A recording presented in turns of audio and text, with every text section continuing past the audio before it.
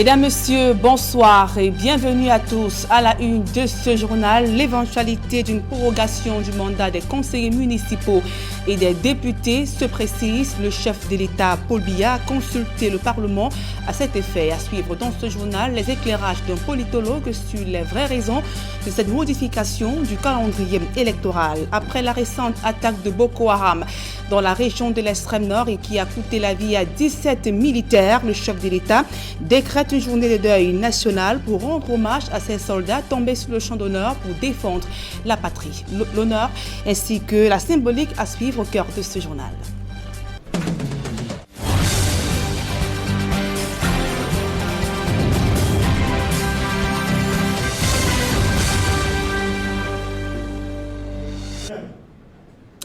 Mesdames, Messieurs, une fois encore, bonsoir et merci d'honorer ce rendez-vous de l'information sur Equinox Télévision. S'achemine-t-on vers une nouvelle prorogation du mandat des conseillers municipaux et des députés au Cameroun? Le chef de l'État a adressé la correspondance au Parlement. À cet effet, des analystes politiques y voient une volonté du chef de l'État de minimiser les conséquences de la crise anglophone au-delà des prérogatives que lui confère la loi. Des précisions dans ce reportage de Guy Soko.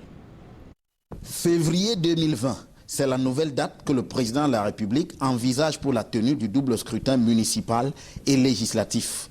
Pour le premier versant de cette prorogation imminente et certainement acquise, en l'occurrence les municipales, le politiste Aristide Mono y voit une option en accord avec l'esprit et la lettre de la loi. Le chef de l'État est dans les règles. L'article qui est évoqué, notamment l'article 170 du Code électoral, il est dit précisément que le chef de l'État peut, en cas de nécessité, proroger les mandats des conseillers municipaux. Le cas de nécessité qui a été convoqué dans la note du chef de l'État, c'est en fait l'harmonisation des élections municipales et législatives. En revanche, l'argument au sujet des législatives ne trouve pas la même grâce à ses yeux. Le chef de l'État motive sa demande par deux arguments qui ne rentrent pas dans le cadre des dispositions qu'il convoque dans sa note, c'est-à-dire l'article 15 alinéa 4 de la Constitution qui parle plutôt de cas de crise grave. Le chef de l'État parle plutôt de l'harmonisation des scrutins et il parle aussi de la sérénité de la tenue de la session de novembre qui est consacrée au vote de la loi de finances. L'analyste relève plutôt une manœuvre pour minimiser l'impact de la crise anglophone sans pour autant l'admettre. Le chef de l'État continue de relativiser la crise anglophone en laissant croire à l'opinion que l'État a la maîtrise de la situation et que cette situation n'influe pas ou alors cette situation n'a aucune incidence sur la marche des institutions. Il n'empêche, ajoute-t-il, que l'objectif poursuivi est effectivement d'envisager de résoudre la crise anglophone. Il essaye de surfer sur cette marge de manœuvre pour voir dans quelle manière il peut apporter un peu plus de stabilité dans les régions dites anglophones, essayer de réduire les incidences de cette crise sur les prochaines élections. Mais explique-t-il encore, d'autres objectifs pourraient aussi faire partie de l'agenda, à l'instar de la volonté de contenir le MRC. Le chef de l'État, avec son appareil partisan, essaye de surfer sur ce qu'on peut appeler l'usure par l'OTAN du MRC qui se trouve aujourd'hui en difficulté. Des options qui seront certainement scrutées d'ici février 2020. Ce vendredi 21 juin 2019, jour de deuil national au Cameroun, et si on a décrété le chef de l'État Paul Biya, ceci en la mémoire des militaires tombés sur le champ d'honneur dans la région de l'extrême nord Cameroun. 17 éléments des forces de défense sont péris à la suite d'une attaque de Boko Haram du côté de Darak. Quelle est donc la symbolique de cette journée? Suivons ce reportage d'Innocent Abega et Gladys Sidi. Le deuil national s'observe en la mémoire des personnes ayant accompli des actes reconnus comme héroïques, les victimes d'un acte de barbarie ou d'une catastrophe naturelle. C'est un instant de recueillement dans la vie d'une nation. Un deuil national est une situation spéciale, c'est-à-dire de la perte des Camerounais que ce soit des civils ou des militaires. Et comme c'est le cas de l'espèce, la perte des 17 soldats, ça fait de sorte que le président de la République, en tant que chef de l'État et surtout chef des forces armées, témoigne justement là qu'il est éprouvé par cette situation et demande au peuple camerounais tout entier de l'accompagner dans cet acte de compassion à l'endroit des militaires dû à leur bravoure pour la sauvegarde de l'intégrité nationale et surtout des biens que les Camerounais disposent. Pour marquer l'occasion et saluer la mémoire des disparus, des dispositions particulières sont prises dans les institutions publiques, parmi lesquelles la mise en berne des drapeaux. Le deuil national implique donc des manifestations claires telles que la mise en berne des drapeaux et surtout qu'on pouvait aussi au niveau de chaque service public demander qu'avant d'engager le service, que les uns et les autres, par exemple, observent une minute de silence à l'endroit des illustres disparus. Que cela permet de susciter et d'attirer l'attention de la communauté internationale sur le fait de ce que, quand on perd aussi nos forces de défense, ça peut susciter un intérêt, ça peut démontrer à quel point, justement, le contexte sociopolitique est fragile au Cameroun. En prenant ce décret, le président de la République associe ainsi toute la nation camerounaise pour que les uns et les autres participent et portent le deuil national, qui n'est pas synonyme de journée fériée. Ce n'est pas une journée fériée et il faudrait que les Camerounais le sachent. C'est une journée de deuil national qui n'exclut pas que les uns et les autres vaquent clairement à leurs occupations. Donc tous les Camerounais doivent vaquer à leurs occupations. Ce n'est pas la première fois que le chef de l'État décrète un deuil national. Cette fois-ci, il l'a fait en mémoire des 17 militaires morts en mission commandée dans une attaque du groupe terroriste Boko Haram dans la région de l'extrême nord dans la nuit du 9 au 10 juin dernier. Autre actualité au cœur de ce journal, les conseils d'Ayouk Tabé dénoncent de graves violations des droits de leurs clients incarcérés depuis plus d'1 an à la prison principale de Kondengui à Yaoundé. Face à la presse ce jour à Yaoundé, les avocats du leader du mouvement séparatiste anglophone se sont indignés des tracasseries subies durant cette procédure et annoncé des changements effectués dans la défense d'Ayouk Tabé. Plus de précisions dans ce reportage de Guy Zogo et Joël Esseng. Les conseils de Sisikou Ayouk Tabé et ses 9 co-accusés étaient face à la presse à Yaoundé. Le but de leur conférence de presse, ont-ils affirmé, est de pallier une insuffisance du gouvernement dans cette affaire. Informer le peuple camerounais, parce que le gouvernement n'a pas surmonté sa tâche d'informer la population. Alors, nous avons décidé, comme les conseils de la défense, pour vous informer de ce qui se passe sur ce dossier. Il est aussi question de faire le ménage dans la défense d'Ayouk Tabé, notamment à propos de maître John Frunso, jusqu'ici avocat principal des accusés. Il est parti de son gré. Il est parti aux États-Unis de son gré. Il est parti en vacances aux États-Unis. C'est ce que nous, les avocats, c'est ce que nous savons. Pourquoi il n'est pas là? Il n'est pas là parce qu'il n'est pas là. Il a son programme à lui. L'invitation a été faite et il n'est pas là. Cela, même s'il fait toujours partie des conseils de la défense. Il est toujours membre de cette équipe, mais il n'est plus. Il n'est plus le conseil principal. Il n'est plus notre moyen aujourd'hui. Mais il reste et demeure un membre de cette équipe. Le pouvoir n'est pas à nous de chasser un avocat.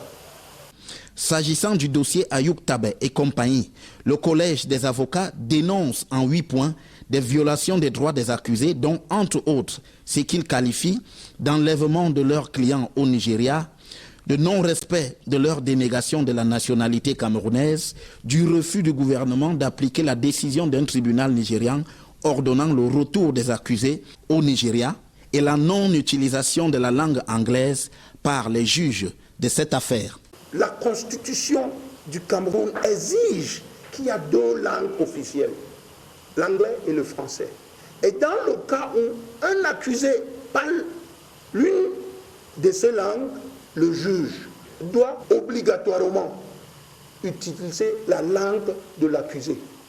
Interpellé sur le risque de mettre en avant l'idée de la sécession du Cameroun, les conseils d'Ayoub Tabet soulignent qu'il s'agit des arguments de leurs clients. Dans la logique de mes clients, il y a la République du Cameroun et la République fédérale Southern Cameroun. Ça, c'est la logique du débat. On est condamné professionnellement à vous donner ces faits. Au total, selon les avocats de Sisikou Ayoub Tabet et de ses 9 co-accusés, bien qu'ils aient récusé la collégialité des juges du tribunal militaire et fait appel devant la Cour suprême, le tribunal militaire reste saisi de cette affaire qui, à les en croire, se déroule désormais en toute illégalité en l'absence de la défense et des accusés. Le Cameroun a encore du chemin à faire pour améliorer son taux d'inclusion financière. Le constat a été fait depuis ce matin à Yaoundé à la faveur de la première édition du Forum national de l'inclusion financière. Pendant 2 jours, les participants venus de divers horizons vont renforcer leurs actions à mener en vue de booster le taux de bancarisation à travers le numérique. Le compte rendu de Marcelin Gansop, Élisée Borba. Avec un taux de pénétration d'Internet de 36% seulement et un taux de bancarisation de 40%, le Cameroun est encore à la traîne, loin derrière un pays comme le Kenya qui est au-delà de 80%. Pour atteindre les chiffres du Kenya, ce ne sera pas du jour au lendemain parce que de toute manière, il faut travailler. Une des bases également, c'est l'éducation financière. Il va falloir que tout un chacun puisse savoir exactement qu'est-ce que ça apporte d'avoir un porte-monnaie électronique ou un compte bancaire, trouver l'intérêt qu'il y a derrière, et que les différents acteurs également puissent essayer de s'intégrer ou de s'agréger de manière à réduire les coûts pour faciliter aussi l'insertion des différentes personnes. Il y a du travail effectivement, mais ce n'est pas impossible. Comment réussir dans un tel contexte la transformation numérique du secteur bancaire et des services financiers? La question est au cœur du tout premier Forum national de l'inclusion financière qui se tient dans la capitale politique. La transformation numérique du secteur bancaire et des services financiers vise à inclure le secteur informel dans le système formel financier. Et ceci s'appelle l'inclusion financière, qui passe par le développement des technologies financières numériques, à l'instar du mobile money, dont les coûts de transfert sont très faibles comparés à des coûts de transfert qui existent au sein des institutions bancaires, des banques commerciales par exemple. Le forum de Yaoundé, ouvert par la ministre des Postes et Télécommunications, vise une meilleure compréhension de la finance numérique comme catalyseur de développement et d'inclusion financière. Il est aussi question d'identifier et de lever tous les obstacles à l'accélération de l'inclusion financière au Cameroun. Lorsqu'on parle d'inclusion financière aujourd'hui, selon les définitions données par la Banque mondiale ou le livre bleu des Nations Unies, c'est de nous dire qu'on voudrait que 90% minimum de la population adulte puisse avoir des comptes bancaires formels, être formalisés dans le système financier. Si on peut dématérialiser les services d'assurance, de vignettes automobiles, de paiement de scolarité, des achats comme ça se passe déjà, le circuit de la monnaie de masse sera sécurisé. Ça a créé des emplois nouveaux. Cette économie numérique est un accélérateur de croissance, est une opportunité d'emplois nouveaux et permet justement à ce que le Cameroun formalise le secteur informel. Le Forum national de l'inclusion financière réunit l'ensemble des décideurs et acteurs des institutions gouvernementales financières, des banques, des services financiers, des opérateurs de téléphonie mobile et des développeurs d'applications financières.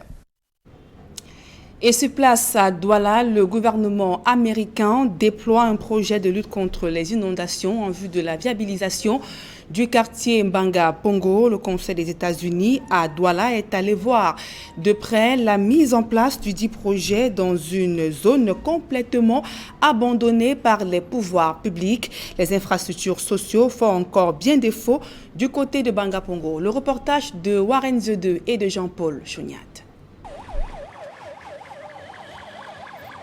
Au rond-point borne 10, à la sortie est de la ville de Douala, d'ici par la route qui dessert toute la zone de Mbanga Pongo, quartier de réputation mondiale, depuis qu'un avion de Kenya Airways était tombé dans la mangrove, engloutissant 114 personnes. Chemin faisant dans le quartier sur près de 8 km, sa route principale est en piteux état depuis le retour de la saison des pluies.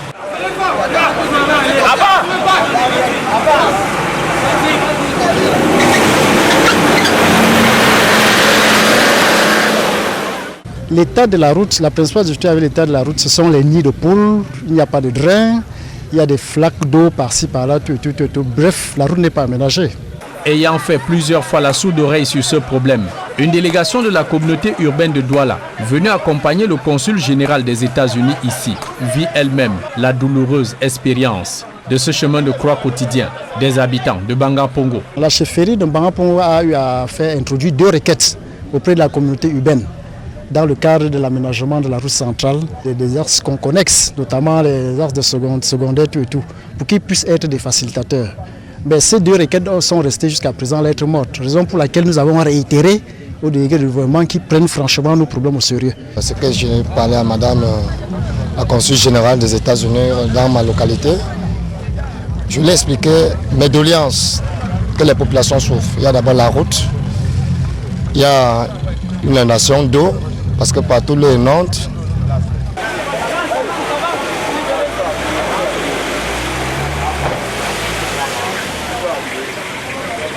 Pour sa visite ici, la diplomate américaine vient suivre de près le projet de lutte contre les inondations en Banga Pongo.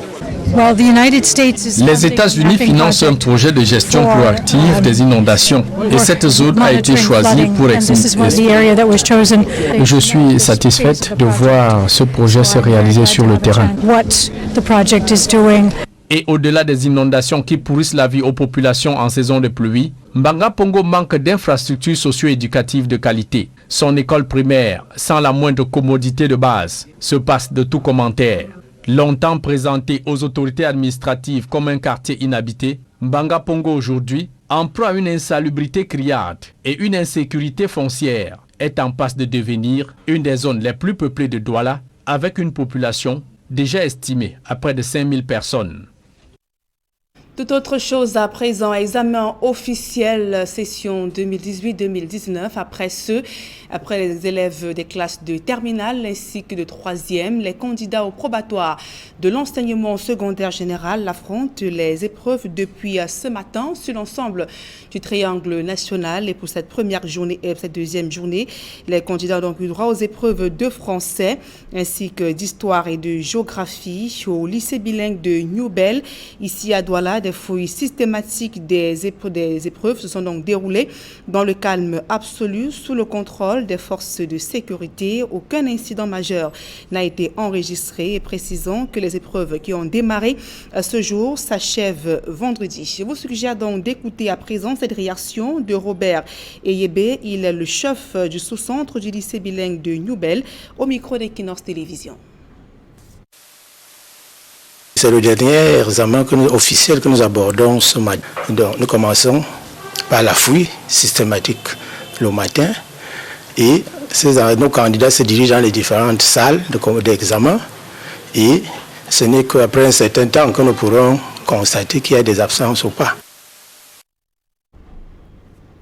Et à 3 mois de la prochaine rentrée scolaire, le ministre des Enseignements secondaires n'a pas encore validé les manuels des classes de seconde sélectionnés par le conseil d'agrément. Alors que le temps presse, les éditeurs, donc, les livres ont été retenus, sont aux abois et ne souhaitent pas porter la responsabilité du grand retard qui se dessine quant à la mise sur le marché et dans les délais des manuels scolaires. Joël Essengue et Marcelin Gansop.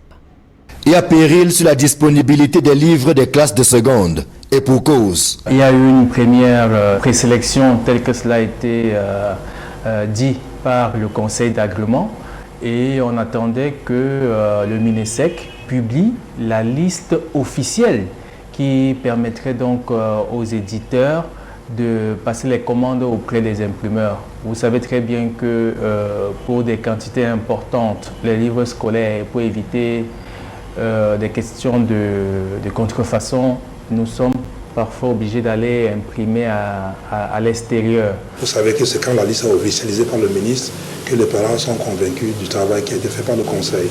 Donc ça laisse tout le monde dans une confusion actuellement, j'imagine.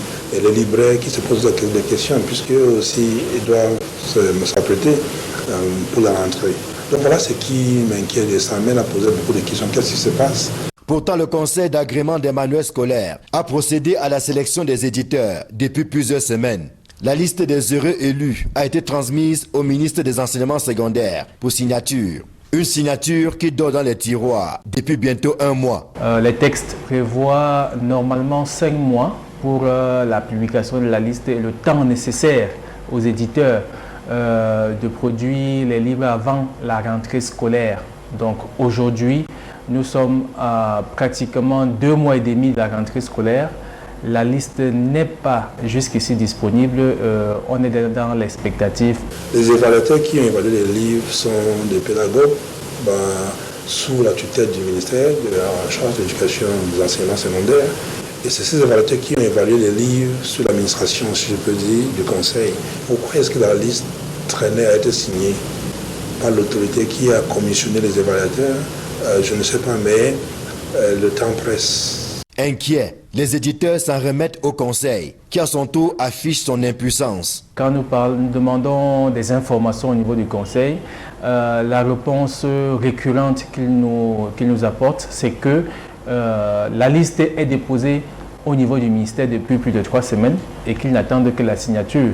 Nous les comprenons aussi, eux au niveau du conseil, ils ne peuvent pas forcer la main au ministre. À cette allure, les livres des classes de seconde ne seront pas disponibles à la prochaine rentrée scolaire. Je pense que nous sommes juste à la limite.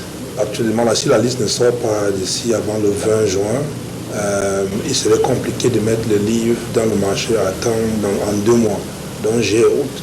Depuis plusieurs années, le secteur du livre est pris en otage par des batailles rangées entretenues par certains cadres des ministères en charge de l'éducation et certains éditeurs dont les ouvrages n'ont pas été retenus par les évaluateurs. L'on avait pensé que la réforme en cours viendra assainir ce secteur. C'était sans compter que les mauvaises habitudes ont décidément la peau très dure, malgré les efforts fournis par la nouvelle équipe dirigeante du Conseil d'agrément des manuels scolaires. L'actualité hors de nos frontières à présent, l'ONU exige une enquête indépendante après le décès de l'ex-président égyptien. Mohamed Morsi est mort hier après un malaise devant un tribunal. Au Caire, ses conditions d'incarcération sont pointées du doigt. Il a été inhumé ce jour en toute discrétion. Et dans le reportage qui va suivre, Éric Massial-Djomo retrace le parcours de celui qui aura été le tout premier président démocratiquement élu en Égypte. Après le soulèvement populaire de 2011 qui aboutit à l'éviction du président Hosni Moubarak, l'Égypte vit une élection présidentielle très courue.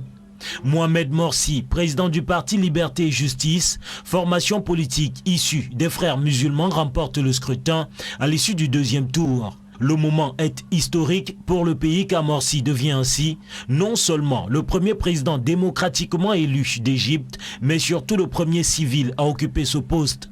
Il est par ailleurs le 5e président de la République arabe d'Égypte.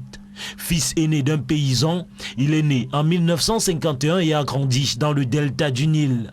Très vite, il adhère au mouvement islamiste Les Frères musulmans.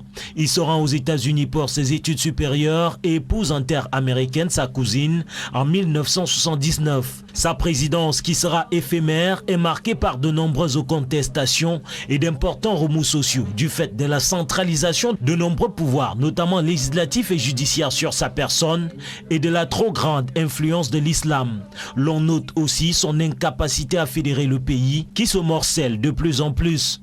Le 1er mai 2013, des jeunes activistes égyptiens créent le mouvement Tamarod qui signifie rébellion et lancent une pétition demandant la démission de Mohamed Morsi et l'organisation de nouvelles élections. Après un mois, 22 millions de signatures d'Égyptiens sont recueillies. Le 30 juin 2013, 14 millions d'Égyptiens manifestent pour la démission de Morsi, notamment à la place Tahrir. Le président égyptien s'entête et propose la formation d'un gouvernement consensuel pour calmer les protestataires. Le 3 juillet 2013, Mohamed Morsi est destitué par le chef d'état-major de l'armée et remplacé par le président de la Haute Cour constitutionnelle. Morsi dénonce un coup d'état complet et sera arrêté par la suite par l'armée le 4 juillet. Commence alors pour lui d'interminables ennuis judiciaires. Le 13 juillet 2013, le parquet annonce qu'une enquête pénale le concernant est ouverte pour espionnage, incitation à la violence et destruction de l'économie. Une précédente affaire d'évasion de prison pousse à son inculpation et celle de plusieurs autres frères musulmans. Le 21 avril 2015, il est condamné à 20 ans de prison incompressible. Le 16 mai 2015, il est condamné à mort. Le 18 juin 2015, il est condamné à vie. Le 15 août 2015, ses biens sont saisis. En mars 2018, des parlementaires britanniques alertent sur la dégradation de son état de santé. Il est alors atteint d'une tumeur bénigne. Il meurt le 17 juin 2019 en plein procès après un malaise. À présent, ce public reportage de nombreux enfants défavorisés ont été sensibilisés sur les fléaux sources de déperdition sociale à l'occasion de la 29e édition de la journée de l'enfant africain. L'initiative est de l'association d'assistance à l'intégration des enfants défavorisés. Reportage. Cette célébration de la 29e journée de l'enfant africain, l'association d'assistance à l'intégration des enfants défavorisés organise une causerie éducative au Castle Hall de Douala. Dans la salle, de nombreux enfants issus des couches sociales défavorisées sont entretenus sur des fléaux, sources de déperdition sociale. Quand vous allez vous plaindre de vos parents qui n'ont pas de moyens du tout, pensez qu'il y a des gens qui n'ont même pas de parents.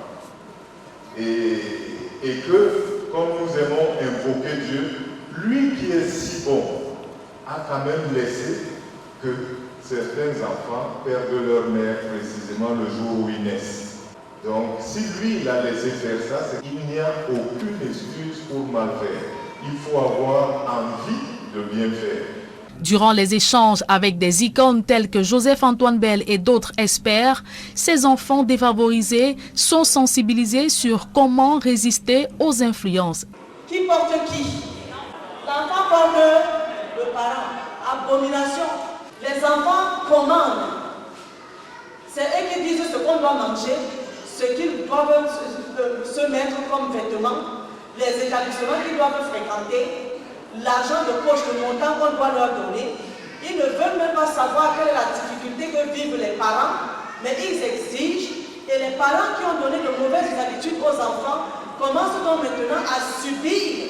Face à la montée de la délinquance juvénile et le phénomène de déperdition, les parents sont appelés à plus de responsabilités dans l'éducation de leurs enfants. Il faut mettre en place des cellules d'écoute. Il faut des causeries éducatives comme celle-ci, des séances de causeries éducatives comme celle-ci, pour conscientiser ou à la limite, pour faire une sorte d'échange. Parce que certains individus vont se retrouver dans les difficultés parce qu'il n'y a personne pour les écouter. Il n'y a personne pour les écouter. Il n'y a personne. La mère fait son bail en cela, moi je suis fatigué. Et le père, lui, dans tous les cas, moi je ne vous connais pas. Et tout ça, vous n'aimez même pas mes enfants. Donc du coup, les enfants sont délaissés, ils sont abandonnés. Qui va les écouter? Créée il y a presque 10 ans, l'association d'assistance à l'intégration des enfants défavorisés consacre en moyenne 1200 heures par an pour venir en aide aux enfants défavorisés, surtout ceux du milieu carcéral. L'AIED est spécialisée dans le repérage, la consultation, la prise en charge et la réinsertion des enfants défavorisés. Comme bilan de son action, l'AIED a fait retourner des centaines d'enfants en famille, formé plusieurs à l'apprentissage d'un métier et la création des projets personnels. C'est avec ce reportage que nous mettons terme à cette édition d'informations sur Equinox Télévision. Dans un instant, le débrief du journal avec Kate Diarra et ses invités sur le plateau d'Equinox Soir. Kate. Merci à vous Nadine Yambou. Nous sommes justement dans la deuxième partie d'Equinox Soir réservée au débriefing des éléments qui ont été diffusés dans ce journal. Je vous propose de revenir après ceci avec mes invités pour qu'on en reparle.